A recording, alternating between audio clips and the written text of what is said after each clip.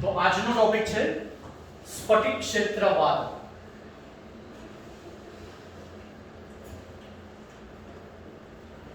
વિબી સિદ્ધાંત એટલે કે સંયોજકતા બંધનવાદ. સંયોજકતા બંધનવાદ પરથી જે તે સંકીર્ણ આયનોના રંગ વિશે કોઈ માહિતી મળતી નથી. સેકન્ડ થિંગ, સંકીર્ણ સંયોજનોમાં ચુંબકીય ગુણધર્મો પરથી ખ્યાલ આવે છે કે જે તે સંકીર્ણ સંયોજનનું સંકરણ. તો આ સ્ફટિક ક્ષેત્રવાદ એ ખાસ શેના માટે છે? ફોર એક્ઝામ્પલ MnO4 1-, આમાં Mn નો ઓક્સિડેશન +7. હવે મારે આમાં સંકરણ શોધવું છે, બરાબર? હવે આનું સંકરણ શોધવું છે તો સંકરણ જ પહેલા તો આનું ખબર ના પડે. કેમ ખબર છે? Mn નો ઓક્સિડેશન આ +7 છે એટલે થાય શું? આ જે સંકીર્ણ આયન છે એમાં 3d0 છે. હવે 3d0 હોય તો ચુંબકીય ગુણધર્મ 0 થયો, તો એની ઉપરથી તમને સંકરણ તો ખ્યાલ આવે જ નહીં, બરાબર?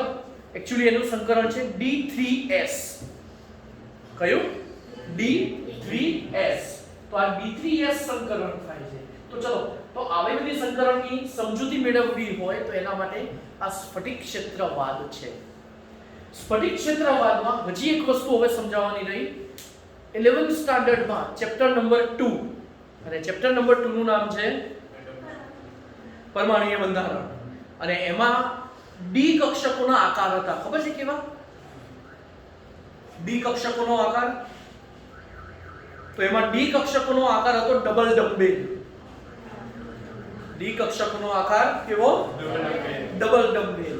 હવે જુઓ ધ્યાનથી, જે ડી કક્ષકો છે, ચલો એક કામ કરું છું, અહીંયા 5 ડી કક્ષકોનો આકાર દોરું છું. એના ઉપરથી તમને ખ્યાલ આવશે કે આ જે ડી કક્ષકો છે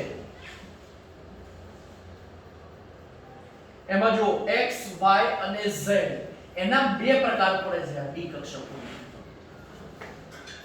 આમ તો એના 5 પ્રકાર, પણ એને આપણે બે જૂથમાં વહેંચી શકાય, બરાબર? હવે આ જે ડી કક્ષકો છે એમાં પહેલું લખું છું dz², dx² -y², બરાબર? અને બાકીની જે, એટલે પહેલો પ્રકાર આ, બાકીની જે ત્રણ છે dxy, dyz અને dzx, આ જે 5 કક્ષકો થઈ એમાં dz² નો આકાર છે ડોનટ, બરાબર? એ અક્ષ ઉપર છે એટલે આપણે સ્ક્વેર લખીએ છીએ. બીજી છે dx² -y², એમાં પણ x અક્ષ અને y અક્ષ પર આ ડબલ ડમ્બેલ આકાર વિસ્તરેલો છે, ફેલાયેલો છે. તમને દેખાય નહીં, બરાબર? એની પાછળ હોય એટલે સેજ ક્રોસમાં દોરો છો એટલે.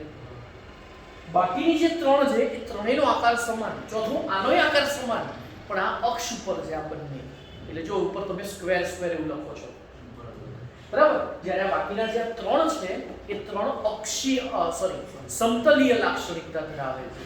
એટલે આ બંનેની કઈ લાક્ષણિકતા થઈ? અક્ષીય લાક્ષણિકતા. અને આ જે ત્રણ છે એ સમતલીય લાક્ષણિકતા, બરાબર? હવે ઉપર જો, ચલો બેમાં તો ખ્યાલ આવી ગયો, અક્ષ ઉપર છે એવું, બરાબર? આ જે ત્રણ છે એ સમતલીય છે. જોઈ લો ધ્યાનથી.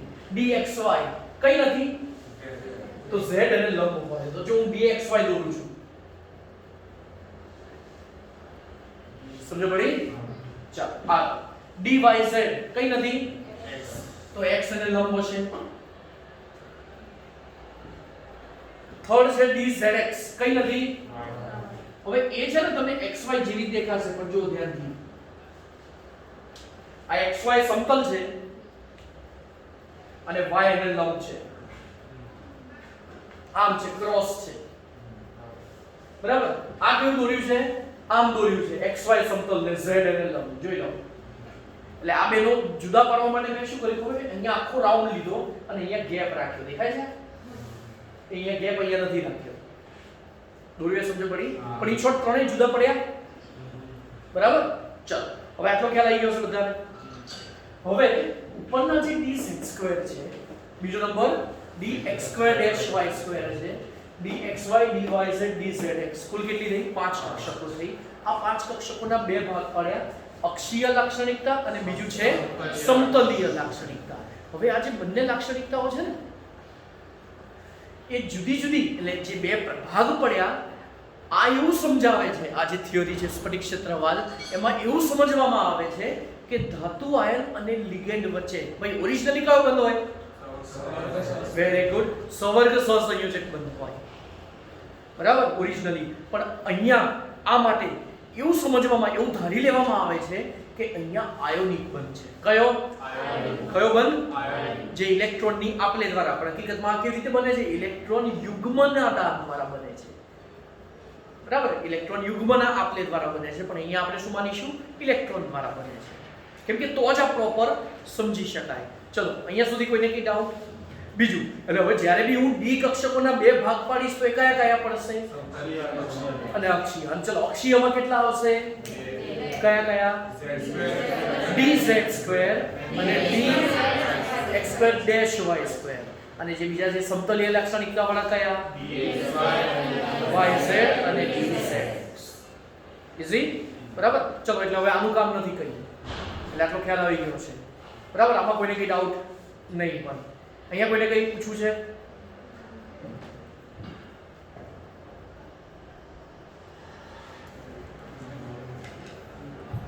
ઓકે, તો જુઓ, આ જે આકાર છે આ અષ્ટફલકીય આકાર છે. જો ખ્યાલ હશે તમને, બરાબર, અષ્ટફલકીય આકાર થયો ને. જોઈ લો, સમતલમાં 4, એક ઉપર એક નીચે. તો આ સ્ફટિક ક્ષેત્રવાદ એ બે પ્રકારની ગોઠવણીઓ માટે ઉપયોગી છે. પહેલું છે અષ્ટફલકીય અને બીજું છે સમચતુષ્ફલકીય, બરાબર. એ પછી જોઈએ, પહેલા અષ્ટફલકીય જોઈ લઈએ. આ જે અષ્ટફલકીય રચના છે, અષ્ટફલકીય રચનામાં એવું કહેવાય છે, ચલો આપણે રૂમમાં ધારી લેવાય તો જે દિવાલ જે છે કેટલી ટોટલ?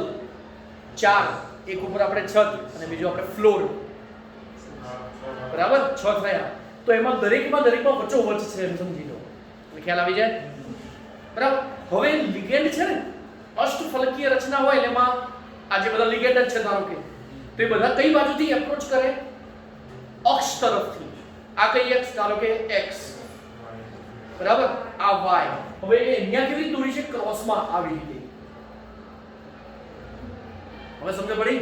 ચલો આપણે એને હાલ સીધું જ દર્શાવીએ, બરાબર. આ રીતે તમને ખ્યાલ આવે 3 ડાયમેન્શનમાં. તો જ્યારે અષ્ટફલકીય આકાર બને ત્યારે ધાતુ આયન પોતાની કક્ષકો એ બાજુ ફેલાય. કઈ બાજુ?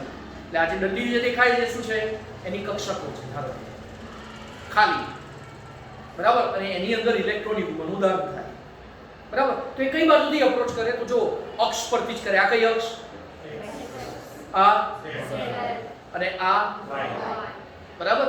તો જેવો લિગેન્ડ એની બાજુ એપ્રોચ કરે તો એ વખતે ડી કક્ષકોનું વિપાટન થાય, ચોપડીનો શબ્દ, અને એનું ઇંગ્લિશ કહું તો સ્પ્લિટ, વિભાજન થયું. પણ કક્ષકો માટેનો સ્પેશિયલ શબ્દ છે વિપાટન, બરાબર. તો એનું શું થાય? સ્પ્લિટિંગ થાય. હવે સ્પ્લિટિંગ થઈને કેટલા ભાગમાં વહેંચાય? 2 ભાગમાં વહેંચાય. કયા 2 ભાગ? તમને ખબર જ છે, હમણાં જ મેં સમજાવ્યું. કયા? બરાબર. અક્ષીયમાં કેટલા? 2 અને સમતલીયમાં? હા. બીજું, હવે જે અક્ષીય છે એ કઈ હોય? dz² કેવું હશે? ચલો બોલો. ધારો કે ચલો તો એ આ રીતે હશે, ઉપર અને અહીંયા વલય. અને બીજું dx²-y² આની ઉપર જ હશે. ખબર પડી? એને તમે ક્રોસમાં જોવો છો, આ રીતે. ખ્યાલ આવે છે? તો આ રીતે 2 પ્રકાર પડ્યા. તો અહીંયા એવું કહેવાય છે કે જેવા ધાતુ આયન વચ્ચે આપણે જે યલો કલર દેખાય છે ધાતુ આયન છે, અને લિગેન્ડ બધી બાજુથી શું કરે? અપ્રોચ કરે, ઇલેક્ટ્રોન યુગ્મન આગળ ધરીને જોડાવા માટે. ઇમેજિન થયું, બરાબર. તો ડી કક્ષકોનું વિભાજન થાય, 2 ભાગ પડે. તો કોનું અપાકર્ષણ વધારે? તો કે જે અક્ષીય લાક્ષણિકતા ધરાવતા હોય ને એનું અપાકર્ષણ વધારે થાય. કેમ? કેમ કે એનું કારણ એવું છે કે અહીંયા આ જે બંને છે અક્ષ ઉપર જ છે, લિગેન્ડ એ બાજુથી જ આવે છે એટલે એ દૂર જશે. કોણ દૂર જશે? આ બે અક્ષીય લાક્ષણિકતા વાળા, જેને સમતલીય હોય કયા તો જુઓ એ આ બે અક્ષની વચ્ચે હોય. જોયું તમે? x અક્ષ ને y અક્ષની વચ્ચે દોરો છો એટલે આમાં દોરીને સમજાવો તો અહીંયા હોય. સમજો પડી? ચલો પછી હું yz કહું તો અહીંયા હોય. બરાબર? x અક્ષ ને લંબી છો એટલે હવે આ સમજો પડી? અને xz કહું તો y ને લંબ હોય, અહીંયા એનો આકાર હોય, આ એને લંબ થાય. એટલે એ તો ત્રણે સરખી છે. બીજું હવે એ અહીંયા હોય ને એટલે અહીંથી એટેક કરતા હોય તો જે અહીંયા હોય ને એની વચ્ચેનું કશું ના થાય, પણ જે અક્ષ ઉપર જ હોય એનું અપાકર્ષણ થાય. તો અપાકર્ષણ અહીંયા કઈ રીતે થયું? ચલો એ સમજવા ટ્રાય કરીએ. તો અહીંયા જે ડી કક્ષકોના 5 પ્રકાર હતા એનું અહીંયા વિપાટન થયું. એ વિપાટનમાં આને આપણે કહીશું barycentre delta O. O tends to octahedral, અષ્ટફલકીય. બરાબર? હવે ઉપર જેનું અપાકર્ષણ વધુ થયું ને આપણે ઉપર દર્શાવવાનું, કેમ કે એની ઊર્જા વધી જાય, એ દૂર જાય તે ઉપર કેટલી જશે?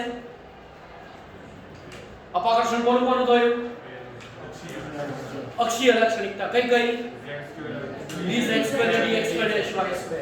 તો એ બે છે ને, તો આ જે ડિસ્ટન્સ છે ને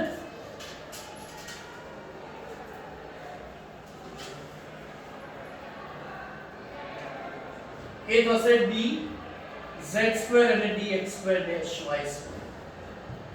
અને આ જે ડિસ્ટન્સ છે ને એ ડિસ્ટન્સ કેટલું હોય ખબર છે? Delta O. અને એના કેટલા ગણા ખબર છે? 3/5. એટલે હું આના ટોટલ 5 ભાગ પડું તો આ 3 ભાગ જેટલું ઉપર જાય. અને નીચે કેટલા છે?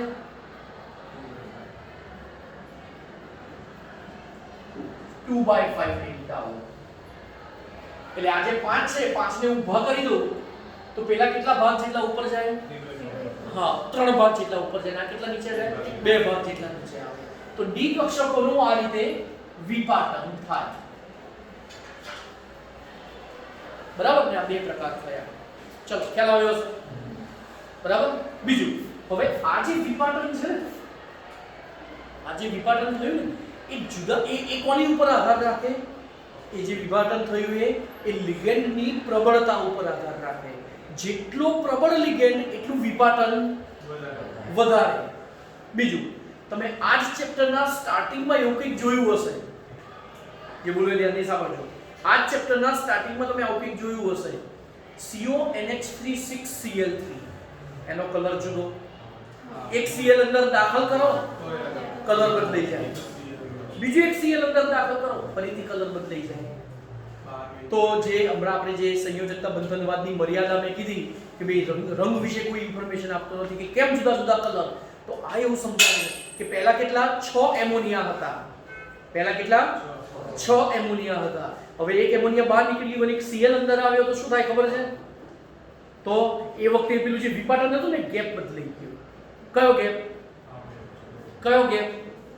પેલી જે 2 કક્ષકો અને 3 કક્ષકો વચ્ચેનો ગેપ છે ને એ ગેપ બદલાઈ ગયો. ગેપ બદલાઈ ગયો એટલે તો શું થાય? ગેપ બદલાવાથી શું થાય? તો કે આની અંદર જે યુગ્મ છે ને એ યુગ્મ જેવો સફેદ પ્રકાશ એની ઉપર પડે એટલે એનો જે ઇલેક્ટ્રોન પેલા જે યુગ્મ હતા ને એ ઉપર નીચે થાય. એટલે ઉપર જે નીચે આવે ત્યારે એમાંથી જે વિકિરણ નીકળે ને ચોક્કસ રંગનું હોય.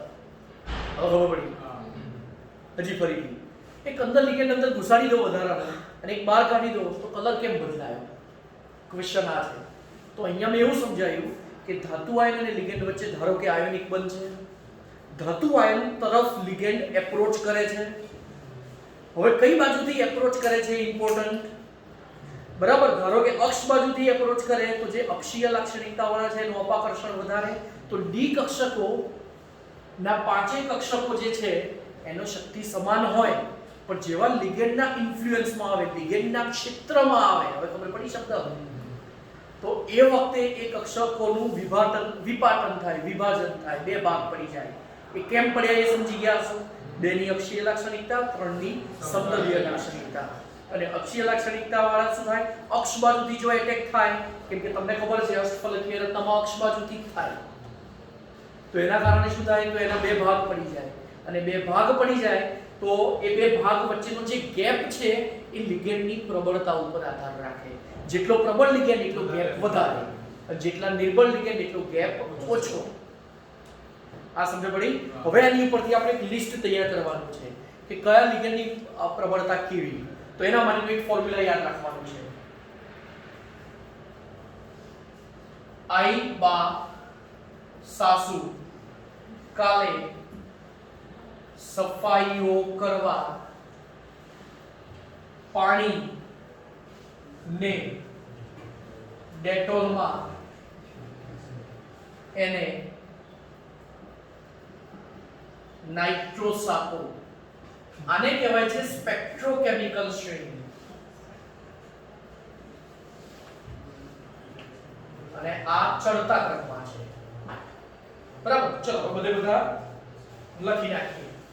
I minus Br minus SCN1 minus Cl minus S2 minus F minus OH minus. समझ पड़ी? सफाई O हाँ करवा C2O4 2 minus पानी H2O ने NCS आप तो टिपिकल जरा याद रखना पड़શે. डेटॉल EDTA એનો વીજભાર યાદ છે? -4 માં એમોનિયા NaEN નાઇટ્રો NO2 સા સાયનો કો કાર્બન મોનોક્સાઇડ. બરાબર? તો આ ગયું આઈ બા સાસુ કાલે સફાઈઓ કરવા પાણી ને ડેટોલમાં એને નાઇટ્રો સાકો. બરાબર? તો આ ગયું સૂત્ર કોનું? સ્પેક્ટ્રોકેમિકલ શ્રેણી. અને એના બધા થયા I Br Cn1 Cl S2 F OH C2O4 2 H2O NCS1 EDTA 4 NH3 EN NO2 અને Cn. અને આ બધા કેવા ક્રમમાં છે ભાઈ?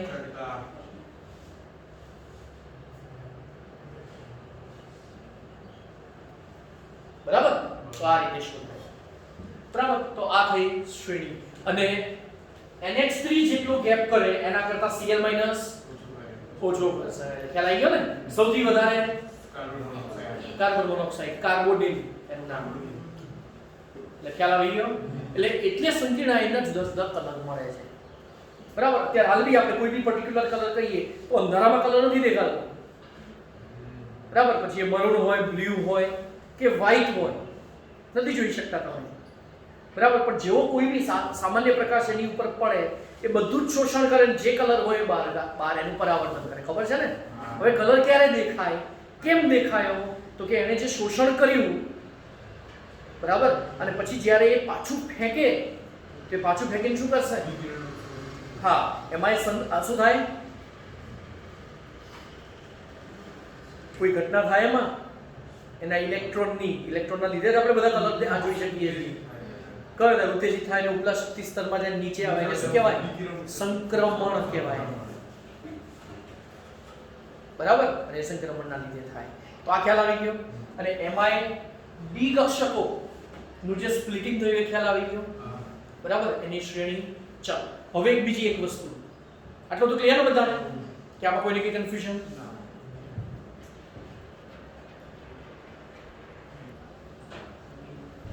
ઓકે, તો હવે જો આગળ આજે અહીંયા આપણે વિભાજન સમજાવ્યું. હવે તમને એ સમજાવવું છે, તમે વિવિધ સિદ્ધાંતમાં આવું કંઈક ભણ્યા. જો ધાતુ આયન સાથે પ્રબળ લિગેન્ડ જોડાયા હોય તો ડી કક્ષકોનું શું થાય? ઇલેક્ટ્રોનની ફેરગોઠવણી થાય કે ના થાય? થાય. અને જો નિર્બળ લિગેન્ડ હોય તો ફેરગોઠવણી ના થાય, ઇલેક્ટ્રોન સળંગ ગોઠવાય. કેમ ખબર છે? એ હવે સમજણ પડશે. એમાં ડાયરેક્ટ તમે કહી દીધું હશે તમને કે ભાઈ આ હોય તો આવું કરવાનું, આ હોય તો આવું કરવાનું. તો એ કેમ એ સમજાવો. નિર્બળ લિગેન્ડ હોય ને તો નિર્બળ લિગેન્ડ આ ડી કક્ષકો વચ્ચેનો જે ગેપ છે, ગેપ કેવો હોય? નિર્બળ લિગેન્ડ એ એટલું બધું વિપાટન કરી શકે નહીં. ધ્યાન આપો, ડી કક્ષકોનું વિપાટન જ્યારે નિર્બળ લિગેન્ડ હોય ત્યારે નિર્બળ લિગેન્ડ એ ડી કક્ષકોનું વિભાજન કરે ખરા, પણ એ નજીક નજીક રાખે. એટલે નિર્બળ લિગેન્ડ હોય તો એ વખતે એના માટે બોલાય એવું છે નિર્બળ ક્ષેત્ર લિગેન્ડ. બરાબર? તો એ શું કરે, ડી કક્ષકોનું વિપાટન ઓછા પ્રમાણમાં કરે, એટલે બંને વચ્ચેનો ગેપ ઓછો, એટલે એ બધી કક્ષકો ઓલમોસ્ટ નજીક. નીચે 3 અને ઉપર 2, તો ખ્યાલ આવી ગયો ને? બરાબર? એટલે શું થાય, હવે મારે આમાં ધારો કે 5 ઇલેક્ટ્રોન ગોઠવવા છે, તો કેવી રીતે ગોઠવીશું? સળંગ જ. ગેપ ઓછો છે તો આવી રીતે સળંગ ગોઠવાશે. બરાબર? પણ જ્યારે પ્રબળ લિગેન્ડ હોય ત્યારે એમની વચ્ચેનું અંતર વધારે હોય. બરાબર? ચલો ધારો કે 4 રાખ્યા હોય ટેક્સ્ટબુક પ્રમાણે, તો કઈ રીતે ગોઠવાય? હા, એક વસ્તુ કહેવાની રહી ગઈ. આ જે 3 હોય એને કહેવાય છે T2G, અને જે 2 હોય એને કહેવાય છે EG. બરાબર? તો T2G અને EG કેવી રીતે ગોઠવાય? T2G માં કેટલા અને EG માં 1. યાદ રાખવાની ટ્રીક આવી છે, 3 કક્ષકો તો 3 અક્ષર T2G, બરાબર? અને 2 કક્ષકો તો EG. યાદ રહ્યું? બરાબર? હા. આ બાજુ પ્રબળ લિગેન્ડ હોય તો આ EG અને T2G વચ્ચેનો ગેપ વધારે હોય. એટલે હવે જે ગોઠવાય તો શું થાય, જે 4 4 નીચે જ ગોઠવાતા હતા, એટલે કે ફેર ગોઠવણી થતી. હવે સમજ પડી? બરાબર? તો આ થયો અષ્ટફલકીય સંકીર્ણ. અને જે તેમાં જો હું સંકરણની વાત કરું તો COF6 3- અને બીજો લઉં છું COCN6 3-. બરાબર? તો આ F કેવો? નિર્બળ લિગેન્ડ. બરાબર? જનરલી એવું કહેવાય છે કે આ EDTA થી નાના છે ને એ બધા નિર્બળ ક્ષેત્ર છે, અને EDTA પછીના જે બધા છે ને પ્રબળ લિગેન્ડ. એટલે આમાં વિપાટન વધારે થાય, ધેટ મીન્સ ફેર ગોઠવણી થાય. જ્યારે ઉપરના બધા જે હોય તો ફેર ગોઠવણી નહીં થાય. બરાબર? ચલો, તો હવે અહીંયા શું થશે, આ COF6 છે, F- કેવો? નિર્બળ ક્ષેત્ર લિગેન્ડ. એટલે એનું શું થાય, વિપાટન ઓછું થાય, એટલે ઇલેક્ટ્રોન સળંગ ગોઠવાય, એટલે એમાં sp3d2 સંકરણ થશે. સમજ પડી? બીજું, અને આમાં વિપાટન થાય, Cn- ગેપ વધી જાય, ઇલેક્ટ્રોન બધા એક સાઈડ થાય, એટલે આમાં d2sp3 સંકરણ થશે. બરાબર? એટલે આ રીતે અહીંયા સંકરણ જોવાય. અને આ જે રચના હતી એ કોના માટે? અષ્ટફલકીય માટે. બરાબર? તો અષ્ટફલકીય રચના માટે સ્ફટિક ક્ષેત્રવાદ થિયરી કમ્પ્લીટ થઈ. બરાબર? જેમાં સિંગલ ઇલેક્ટ્રોન ગોઠવાય, એ બધાને હાઈ સ્પિન કહેવાય. જો કેટલી 4 સ્પિન થઈ. બરાબર? અને અહીંયા બધા બે વળી ગયા, તો અહીંયા સ્પિન કેટલી થઈ? જો સિંગલ દર્શાવો તો કાં તો +1/2 કાં તો -1/2. ચલો બધાનું સરખું રાખીએ. -1/2 ધારો કે, તો -1/2 એટલે કેટલા થયા? -2. ત્યારે એ 4 અહીંયા નીચે ગોઠવાયા તો કેટલા થયા? -1 થયા. એટલે આની સ્પિન કેવી થઈ? લો થઈ. આની હાઈ સ્પિન થઈ. એટલે કયું લો કયો હાઈ ખબર પડી ગઈ હશે. આમાં શું થયું? T2G 4 થઈ ગયા અને EG 0 થઈ ગયા. જ્યારે પેલામાં T2G 3 અને EG, કેમ કે ગેપ ઓછો હતો. તો ખ્યાલ આવી ગયો છે? બરાબર? તો આ જે રચના થઈ એનું નામ છે આપણે સ્ફટિક ક્ષેત્રવાદ. અને કોના માટે?